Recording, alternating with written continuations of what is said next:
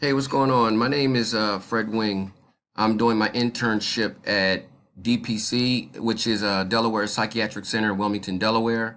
Um, That's a couple of the questions you guys told me to answer is you said, what do I hope to get out of this course? What do I hope to get out of this course is a better understanding about trauma itself and how to know when and if we've been traumatized. I feel that in our society today that most of us have experienced such large amounts of trauma that it's become a social norm. So I don't think we really know or understand when we've been traumatized and how to deal with traumatization.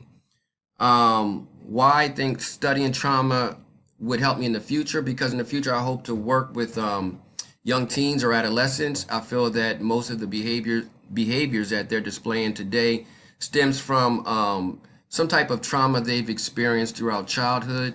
So that's what I hope to get out of it. So thank you, and looking forward to this class.